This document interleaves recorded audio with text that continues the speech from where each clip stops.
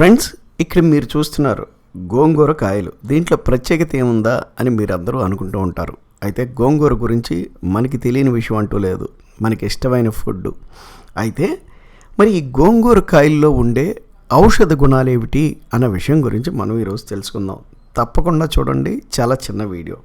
అయితే మరి మన దేశంలో కూర వండుకోవడానికి లేదా చట్నీ చేసుకోవడానికి లేదా రోటి పచ్చడి చేసుకోవడానికి ఉపయోగిస్తూ ఉంటాము ఈ గోంగూర కాయలను కూడా. అయితే కరేబియన్ దీవుల్లో దీన్ని ఒక మెడిసిన్ లాగా వాడుతూ ఉంటారనమాట. దీన్ని హెర్బల్ టీగా కూడా చేసుకుంటూ ఉంటారు. అయితే కొన్ని జబ్బులను కూడా తగ్గిస్తుంది ఈ గోంగూర కాయలు అన్నది పరిశోధనల ద్వారా మనకి తెలియజేయడం జరుగుతుందన్నమాట. అయితే అసలు దీంట్లో ఏమని అన్నది తెలుసుకుని ఎలా తగ్గిస్తుందో తెలుసుకుందాం. దీంట్లో మనకి క్యాలరీస్ తక్కువ మోతాదులో లభిస్తుంది, అలాగే ప్రోటీన్ లభిస్తుంది, కొంచెం ఫ్యాట్ ఉంటుంది, కార్బోహైడ్రేట్స్ ఉంటుంది, అలాగే ఫైబర్ ఎక్కువగా లభిస్తుంది, విటమిన్ సి లభిస్తుంది, మెగ్నీషియం లభిస్తుంది, విటమిన్ ఏ లభిస్తుంది, మ్యాంగనీస్ లభిస్తుంది, కాపర్ లభిస్తుంది, ఐరన్ లభిస్తుంది, పొటాషియం లభిస్తుంది, రైబోఫ్లావిన్ లభిస్తుంది, విటమిన్ B6 కూడా లభిస్తుంది, ఫాస్ఫరస్ కూడా లభిస్తుంది అనమాట.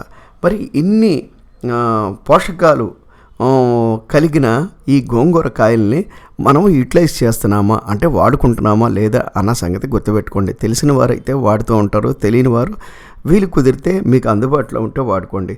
మరి దీంట్లో ఏమున్నాయి అంటే యాంటీ ఆక్సిడెంట్స్ ఎక్కువ మోతాదులో ఉన్నాయన్నమాట.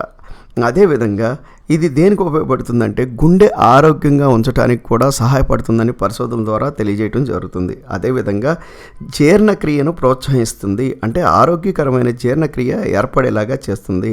అంతేకాకుండా విటమిన్ సి ఉండటం వల్ల ఇన్ఫ్లమేషన్తో పోరాడుతుంది. అంతేనంటే కాదండి, జమైకా దేశస్తులైతే ప్రత్యేకంగా చెప్పాలంటే వీళ్ళు వెయిట్ లాస్ కోసం ఈ గోంగూర కాయలను వాడుతూ ఉంటారు.